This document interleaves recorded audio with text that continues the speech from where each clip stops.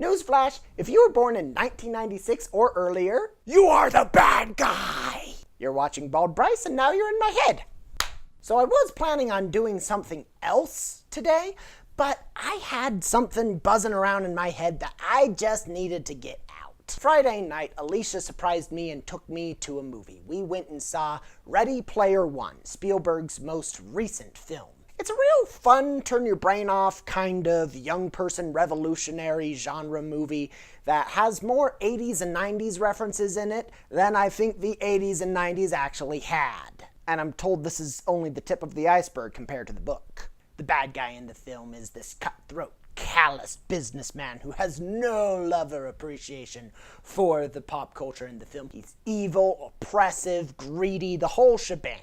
Now, somehow after the film, I got thinking about when was this soulless, evil, apathetic person born? If we use Ben Mendelsohn, the actor who played the character in the film, as sort of a measuring stick, we know his age, and we know that he was that age in 2045 when the film actually takes place.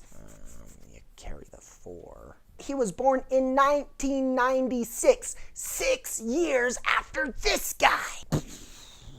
Not only did it get me thinking about where do I want to be in life in the year 2045, but it also got me thinking about how people of older generations are portrayed in these sorts of films. Hunger Games, Maze Runner, Divergent, all kind of fit into this young person revolutionary, taking down the establishment kind of film.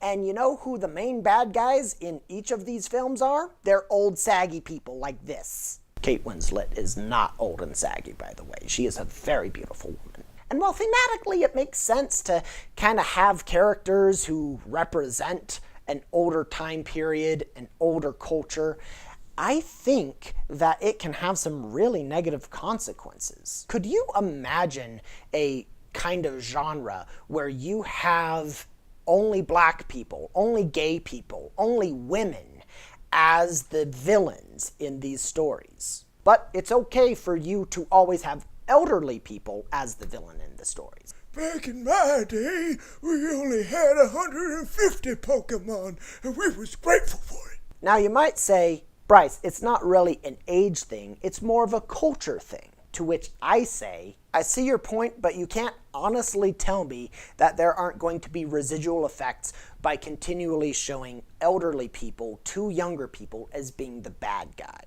We've already seen something like this happen with Middle Eastern people. There have been so many films about terrorism and about jihadists who are all from the Middle East who want to blow everything up. Hey, it's not a race thing. Those people from that culture, some of them, are evil and want to hurt us. And after being exposed to that over and over and over again, we get Islamophobe. I'm not saying that we all need to become social justice warriors for people middle-aged and older. But I would like to remind people that anybody who's finding excuses for this sort of portrayal in media of people who are older than them, if you are 22 years old, you are the same age as the bad guy in Ready Player One.